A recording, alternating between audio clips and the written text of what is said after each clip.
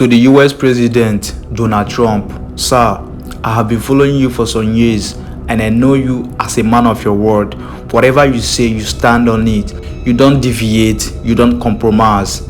You stood up for Ukraine and something was done. You stood up for Israel and something was done. You stood up for Gaza and something was done. Sir, why are you taking time to come to Nigeria to help the Christians? They have called on you, they have cried to you, and you made a promise that you're going to back it up with your word, that you're going to come save Christians in Nigeria. But up till now, we have not seen you. We are waiting for you, sir. Why am I even doing this? I'm not a Christian. I'm not a religious person. Why am I even doing this? I'm doing this because I'm a patriotic Nigerian. I have feelings for humanity and I have pity. I have conscience. That is why I am making this video. But before I go on to say what I want to say, let's give a big shout out to Pastor Ezekiel. Bro, this is the man of God. This is a true man of God, the one that is at the right hand or the left hand side of Donald Trump. Guys, this is the man that created awareness. He has gone to so many hot spots in the northern state and made several videos. They even threatened to buy him. They threatened to get him kidnapped. But this man is still going higher, preaching, talking, calling on the president to come and help Nigeria.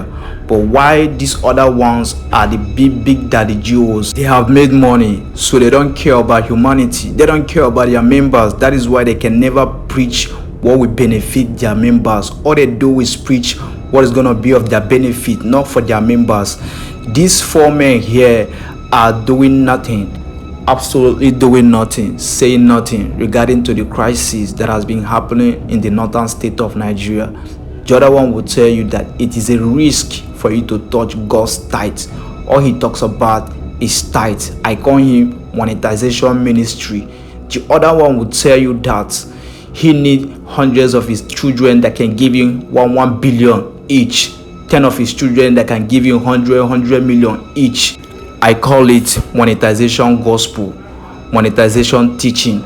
And the other one will come tell you how one of his sons gifted him a Range Rover, gifted him a Rolls Royce Phantom. And the other one will come telling you not to watch television, not to use internet.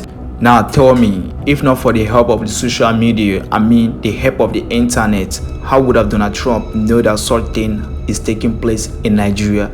And yet he go ahead to tell you not to watch TV, not to do internet, not to do social media.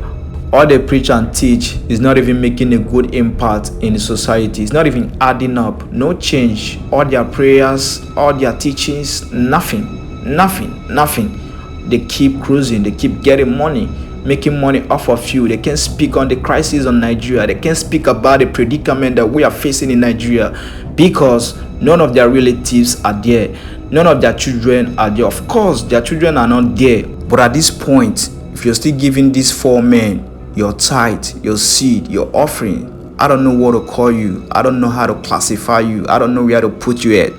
But one thing for sure, God will definitely bless Ezekiel. What this four men does, especially the one at the downside giving the fake smile, all he does is to brag and tell the world how he realizes 10 million on each Sundays, how he gave God $1 million and God called him, boy, you will never be poor. He keep repeating the story just to motivate his member to give more. And during that story, you're not even allowed to ask questions why he is talking, what he's teaching, what his story, what he's preaching. They have made it. Rich men of God, they have influence, they have power, they have money, but they can't use their money positively. They can't even use their influence and power positively by telling the president that this thing has to stop, by standing up and take